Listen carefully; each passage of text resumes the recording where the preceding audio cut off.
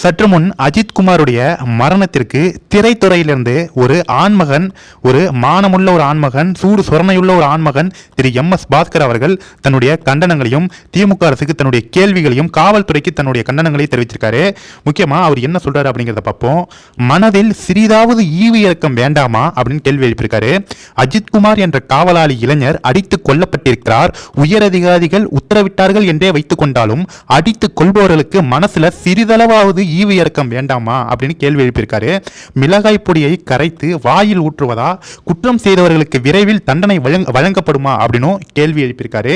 இப்படி அனைவர் மனங்களிலும் எண்ணற்ற கேள்விகள். காலமும் கடவுளும் தான் பதில் சொல்ல வேண்டும் அப்படின்னு நடிகர் MS பாஸ்கர் சினிமா துறையிலிருந்து ஒரு ஆண்மகனாக தன்னுடைய முதல் கண்டனங்களையும் தன்னுடைய எதிர்ப்பையும் அவர் தெரிவிச்சிருக்காரு.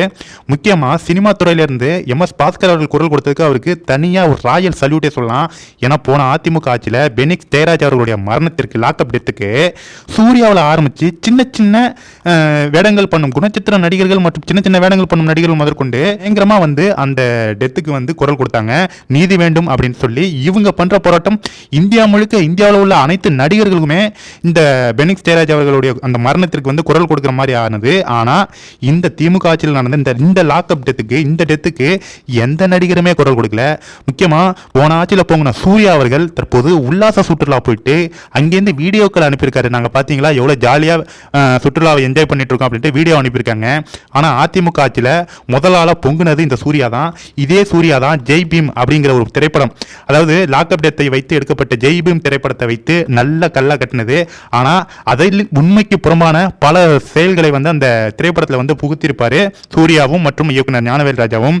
முக்கியமாக வன்னிய சமூகத்திற்கு எதிராக அந்த திரைப்படத்தை திட்டமிட்டு இந்த இயக்குனர் ஞானவேல் ராஜா இந்த திரைப்படத்தை இயக்கியிருப்பார், ஜெய் பீம் படத்தை. இது மாதிரி பல சர்ச்சைகள் இந்த சூர்யா மேல இருக்கு. ஆனால் இந்த சூர்யா அவர்கள் தற்போது லாக்அப் டெத் நடந்திருக்கு. அவர் எங்க போனார் தெரியல. அந்த ஜெய் பீம் படத்தை எடுத்த அந்த இயக்குனர் ஞானவேல் எங்க இருக்காரு அப்படின்னு தெரியல. இப்போ ஒரு லாக்அப் டெத் நடந்திருக்கு. இப்போ மட்டும் இல்லைங்க, இந்த திமுக ஆட்சியில் மொத்தம் 25 லாக்அப் டெத் நடந்திருக்கு. ஒரு டெத்து கூட அந்த ஞானவேல் வாயவே திறக்கல. எந்த அளவுக்கு மட்டமாக இருக்கிறார்கள் சினிமா துறையில அப்படிங்கிறத நல்லா தெளிவா பாத்துங்க. நாம பாக்குறோமோ இல்லையோ, அதிமுகவில் உள்ள முன்னாள் அமைச்சர்கள், முதலமைச்சர் எடப்பாடி பழனிசாமி இவங்கெல்லாம் தயவு செஞ்சு இந்த சினிமா துறையை கொஞ்சம் கவனிங்க. ஏன்னா உங்க ஆட்சியில எப்படி உங்களுடைய ஆட்சிக்கு எதிராக பொங்குனாங்க. ஆனா இப்ப திமுக ஆட்சியில ஒருத்தன் கூட வாயை திறக்கல. ஒரு சினிமா துறையில் இருக்கிற ஒரு ஆண்மன் கூட வாயை திறக்கல. இதுல இன்னொன்னு பாத்தீங்கன்னா, ஹிந்தி வேண்டாம் போடா அப்படின்னு திமுக ஒரு அரசியல் பண்ணுதுன்னா, சினிமா துறையிலேருந்து வெக்கமே இல்லாமல் ஹிந்தி தெரியாத போடான்னு டிஷர்ட் போட்டுட்டு சுத்துங்க. இந்த அளவுக்கு ஒரு கேவலமான ஜென்மங்கள் இந்த சினிமா துறையில் இருக்காங்க தமிழ்நாட்டில். ஆனால் இந்த லாக்அப் டெத்துக்கு ஒருத்தனும் வாய் திறக்க மாட்டான். திமுக அதை போராட்டம் பண்ணால் மட்டும்தான் வாய் திறப்பான். இந்த திமுக ஆதரவு இந்த சினிமா பிரபலங்களை ஒழிச்சாலே தமிழ்நாடு சினிமா உருப்பிடும். கண்டிப்பாக இந்த வீடியோவை எல்லாருக்குமே ஷேர் பண்ணுங்க. முக்கியமாக இந்த ரஞ்சித், அப்புறம் இன்னும் யார் வெற்றிமாறலாம் விசாரணைன்னு ஒரு படம், லாக்அப் டெத்தை வச்சு விசாரணைன்னு ஒரு படம் எடுத்தான். அவங்க எல்லாம் இது வரைக்கும் வாயவே திறக்கல. எங்க தான் போயிருக்காங்கன்னு தெரியல. கண்டிப்பா இந்த வீடியோவை எல்லாருக்குமே ஷேர் பண்ணுங்க. முக்கியமா மக்களுக்கு இவங்களுடைய தில்லாலங்கடி வேலைகள்லாம் தெரிய வேண்டும். இந்த சினிமா துறையில் இருக்கிறவங்க தயவு செஞ்சு நம்பவே நம்பாதீங்க. இவங்க திமுகவுக்கு ஆதரவாகவும் அதிமுக அரசில் நடந்த அவங்களுக்கு எதிராகவும் பொங்கக்கூடிய ஒரு கேவலமான மனநிலைப்படுத்தவங்க தான். கண்டிப்பா இந்த வீடியோவை எல்லாருக்குமே ஷேர் பண்ணுங்க. தயவு செஞ்சு சினிமா துறையை மட்டும் தமிழக மக்கள் நம்பாதீங்க. ஒரு நடிகர் ஹிந்தி தெரியாது போடான்னு சொன்னா, உன் குடும்பமே ஹிந்தி கத்துக்கிறதுக்கு மும்பையில் போயிட்டு குடும்பத்தோட குடியேறினீங்க. ஆனா நாங்க ஹிந்தி கத்துக்க கூடாது அப்படின்ட்டு எந்த நடிகர் சொல்றோம் அந்த நடிகரை பார்த்து கேளுங்க. இன்னொன்னு, ஒரு நடிகர் ஹிந்தி படிக்க கூடாது அப்படின்னு சொல்றானா, உன் பையன் எங்க படிக்கிறான்னு மட்டும் கேளுங்க, வாய முடிப்பாங்க.